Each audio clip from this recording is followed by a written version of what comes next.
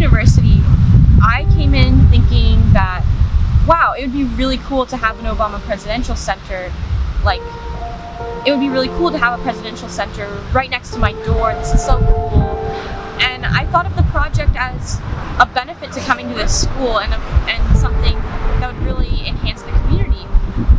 But as I've grown and learned more about the community, I have begun to understand that projects with big names really don't necessarily have the impacts that you think. And in my life as a journalist, in my life personally, this has been a huge lesson for me to really dig deeper into the facts, to really understand all the complexities of a situation, whether you're doing an academic pursuit or working on a project such as reporting about the Obama Presidential Center. The details of a project, not just the name, are what really matter most.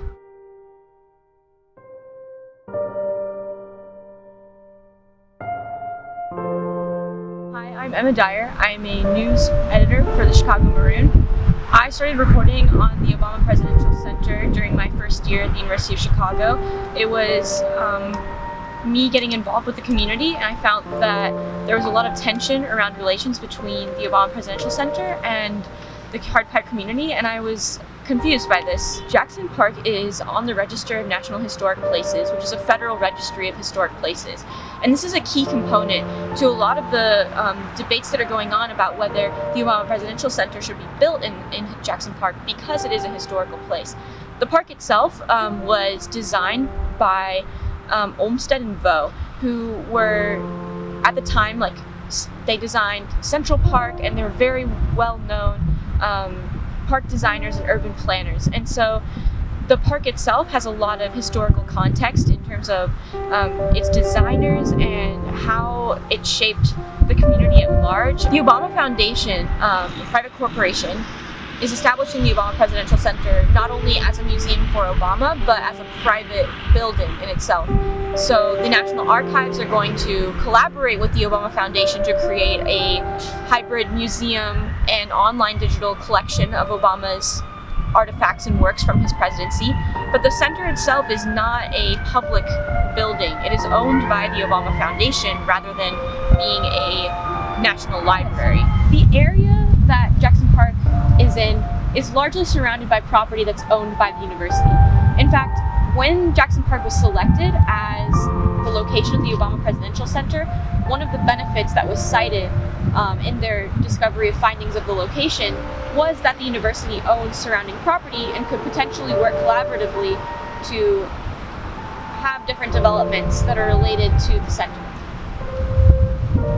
In the context of this project as a whole, this was seen somewhat as this relationship within the context of the Obama Presidential Center and the Obama Foundation and the university was a bit controversial, considering that the location of Jackson Park itself was deemed economically less effective as a location as Washington Park. Washington Park in itself is surrounded by an area that has a lot of potential for development, a lot of low-income housing. It's closer to public transportation, and it would have had a lot more potential to raise the economic standing of the neighborhood. The city of Chicago gifted the land in Jackson Park to the Obama Foundation for $10 for a lease of 99 years. In this trade, there's also going to be a complete restructuring of a lot of the infrastructure around Jackson Park, including the closing of a throughway, Cornell Drive, and the expansion of Stony Island into more of a highway to accommodate the traffic that's going to be redirected from the closing of Cornell Drive. There had been, in the original plans, several features such as parking lots and other edifices that the public really pushed back on, and that the Obama Foundation has since taken out of their plans. So there has been a back and forth around the infrastructure surrounding the center within the community. But Cornell Drive is a throughway through Jackson Park that allows people to get onto Lakeshore Drive easily, and every single morning that Cornell Drive is packed. It is completely full. Removing Cornell Drive and redirecting traffic to Stony Island would effectively make Stony Island almost the size of a highway to allow the amount of traffic that travels through there to get to Lakeshore Drive and connecting highways to get downtown.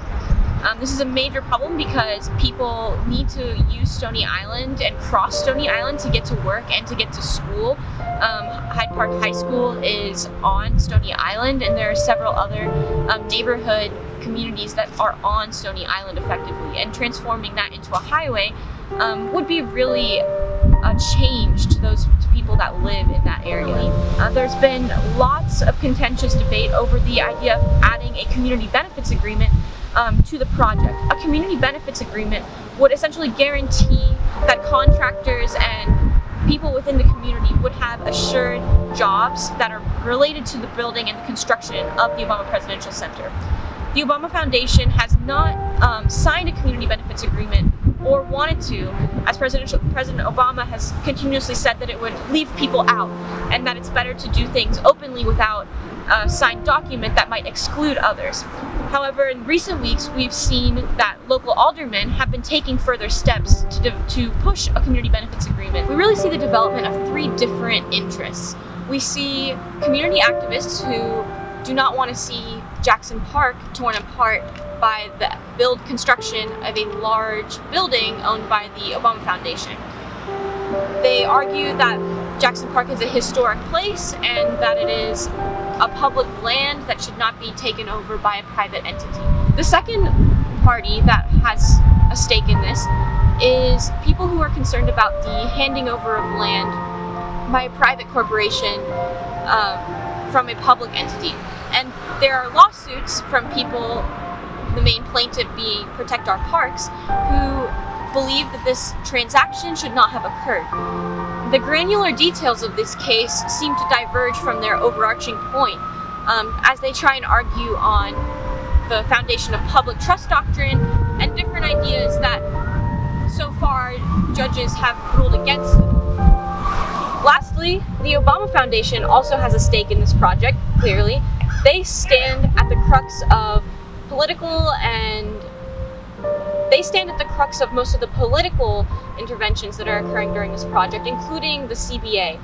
Their reticence towards pushing for a CBA has been one of public debate and of scrutiny, and they also remain the central actors that are working with the Chicago Parks Department and the city of Chicago as a whole. A lot of people may think that the Obama Presidential Center will inherently bring economic benefits to the South Side. However, this is not necessarily the case. Without areas to develop the community around the current location, it could result in just pricing people out of their current homes and increasing gentrification in the area. With the lack of public transportation to get people to the center, it's possible that the Presidential Center could turn into a secondary MSI, where people drive in, park, visit the OPC, and then leave and go home.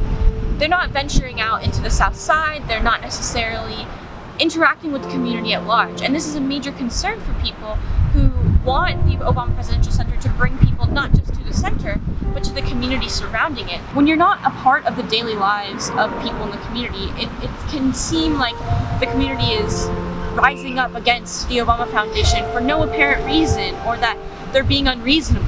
But when you go into the details of what's happening, if you're taking away someone's backyard, if you're changing the way that they live on a day-to-day basis, that's not something to be taken lightly. You cannot just move into a community and take everything away from it, up-move people, and expect them to go out silently without raising their concerns for the project.